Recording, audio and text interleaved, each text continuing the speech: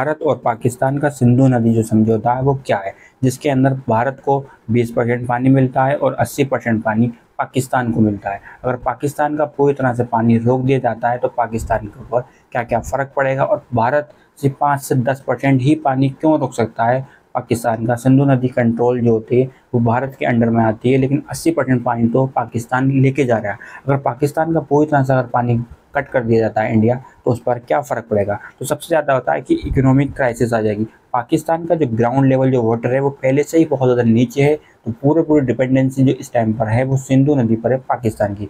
पाकिस्तान जो होता है पूरी तरह से 1/3 जो लाइट प्रोड्यूस करता है हाइड्रो पावर से, यानी कि हाइड्रो पावर और लाइट जो प्रोड्यूस हो रही है पाकिस्तान की वो सिंधु नदी के पानी का ही इस्तेमाल करके हो रही है। और हाइड्रो पावर अगर दिल्ली के अंदर चाहें तो आप देखें यूनिट कितना होता है, और पाकिस्तान के अंदर लाइट का जो यूनिट है वो पहले से बहुत ज़्यादा महंगा चल रहा है। 93% जो इसका इस्तेमाल किया जाता है वो एग्रीकल्चर इंडस्ट्री के लिए इस्तेमाल कर रहा है पाकिस्तान सिंधु नदी का, यानी कि इसमें खेती बाड़ी हो रही है, अनाज जितना भी पैदा हो रहा है वो सारा का सारा एग्रीकल्चर इंडस्ट्री से हो रहा है। लेकिन भारत से 5 से 10% ही पानी क्यों रोक सकता है, ये आपने समझ में आना चाहिए कि भारत के पास 5334 ऐसे बांध हैं जो हैं, 447 ऐसे बांध हैं जो पूरी तरह से काम नहीं बल्कि उन पर काम चल रहा है। यानी कि अगर कितना ज़्यादा पानी को रोकने के लिए भारत के पास अपने डैम चाहिए बड़े बड़े लेवल के, ताकि उस पानी को स्टोर किया जा सके। अगर स्टोर करने के लिए भी एक जगह स्पेस चाहिए, उसके लिए टाइम लगता है, क्योंकि अगर टाइम नहीं है उसको रोकना एक बहुत बड़ी प्रॉब्लम क्रिएट हो सकती है। अगर बांध जब टूट जाता है तो आसपास के गाँव में बाढ़ या फ्लूड देखने को आपको जरूर मिलती है। लेकिन पाकिस्तान के अंदर इतनी ज़्यादा क्राइसिस आ जाएगी अगर ये पानी पूरी तरह से बंद कर दिया जाए कि उसकी एग्रीकल्चर इंडस्ट्री खत्म हो सकती है, और हाइड्रो पावर जो कि 1/3 लाइट प्रोड्यूस कर रहा है पाकिस्तान को, उसका भी फ़र्क पड़ेगा। आइए समझते हैं कि भारत पाकिस्तान में 1960 का जो विवाद है वो आखिर क्या है।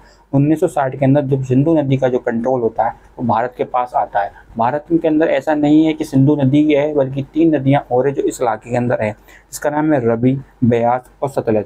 ये एशियंस का कंट्रोल पूरी तरह से इंडिया के पास है, और 20% ही पानी मिलता है सिंधु नदी का भारत को, और 80% पानी लेके जाता है पाकिस्तान। तो आइए इस चीज़ को समझते हैं कि इसका जो पानी का जो कंट्रोल है उसको ज़्यादा आखिर क्यों मिल रहा है। तो 1960 के अंदर जब दोनों देशों के अंदर ये समझौता होता है कि एक दूसरे के साथ में, तो ये काफ़ी ज़्यादा बड़े लेवल पर होता है। लेकिन उसके बाद में अलग अलग आतंकवादी हमले होते गए, जैसे पुलवामा अटैक आपने अलग अलग देखे गए, तो काफ़ी लोगों ने इसको धमकी देने का सोचा, लेकिन अभी तक इस पर कार्रवाई नहीं की गई। क्योंकि अगर इतने लेवल को पानी रोकने के लिए एक बड़ी लेवल के लिए हमें डैम चाहिए होंगे बड़े लेवल के, ताकि उस पानी को स्टोर किया जा सके। भारत अगर पूरी तरह से उस पानी को स्टोर कर लेता है तो बड़े लेवल पर खेतीबाड़ी और हाइड्रो पावर का इस्तेमाल भी हम करने के बाद में लाइट को प्रोड्यूस कर सकते हैं। हमारी एग्रीकल्चर जो इंडस्ट्री है वो सुधर सकती है, यानी खेतीबाड़ी के अंदर जो ज़मीन बंजर है, पानी की सूखी कमी है, ग्राउंड लेवल हमारा ऊपर बढ़ जाएगा। यानी कि अगर हम देखें तो पानी अगर 100 फुट पर मिल जाए पानी, तो उसका लेवल भी बढ़ने में मदद होगी।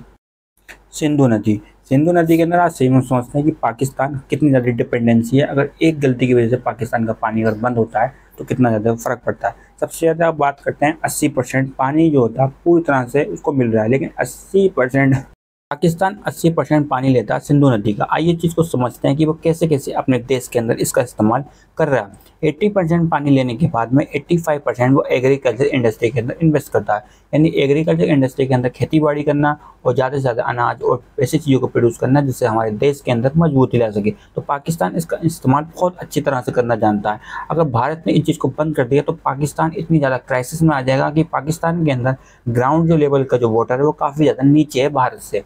तो उसके अंदर उसको उठाने के लिए पानी के लिए बड़े बड़े समर सेवन या ऐसे ट्वेल को बनाया जाएगा, तो इसके अंदर भी काफ़ी ज़्यादा पैसा खर्च होगा। वो भी इस तरह की इंडस्ट्री या एग्रीकल्चर इंडस्ट्री में काफ़ी ज़्यादा फ़र्क पड़ेगा। 1/3 यानी पूरे पाकिस्तान की जो लाइट एनर्जी है वो हाइड्रो पावर से प्रोड्यूस हो रही है, वो सिंधु नदी का पानी इस्तेमाल किया जाता है। इसलिए इससे वहाँ का जो लाइट है वो बिल है वो भी बढ़ जाएगा, यानी काफ़ी ज़्यादा फ़र्क पड़ने वाला है अगर सिंधु नदी का पानी बंद हो जाता है पाकिस्तान के लिए बहुत ज़्यादा। 70% जो पानी होता है उसका पूरी तरह से वो गाँवों को दे दिया जाता है, ताकि गाँवों के अंदर खेती बाड़ी में आसानी हो सके, फसल में खूब अच्छी बन सके, और जहाँ पर जब पानी का जब रहता है स्टोरेज तो वहाँ पर हरियाली आने लगती है, जिसकी वजह से वहाँ पर जानवरों को चराया जा सके और वहाँ उनसे वो अलग अलग फॉर्म में उनका इस्तेमाल किया जा सके। आइए चीज़ को समझते हैं कि सिंधु नदी का जो पानी है भारत के लिए जितना अहम है उससे ज़्यादा पाकिस्तान के लिए बहुत ज़्यादा अहम है। अगर पाकिस्तान का पानी बंद हो जाता पूरी तरह से 100% बंद हो जाता तो पाकिस्तान ऐसे स्टेप में टूटने लगेगा कि वहाँ की जो इंडस्ट्री है बड़ी बड़ी लेवल पर तबाही और बर्बादी ला सकती है। तो सिंधु नदी पाकिस्तान के लिए बहुत ज़्यादा इंपॉर्टेंट रखती है। भारत के पास कोई सिंधु नदी नहीं है, बल्कि इस जैसे 3 नदियाँ और हैं, उसमें पूरा का पूरा कंट्रोल भारत के पास है। भारत के अंदर पानी की किसी तरह से कोई कमी नहीं है। अलग अलग एंगल पर आप देखें तो बड़ी बड़ी नदियाँ आपको देखने को मिल जाएंगी।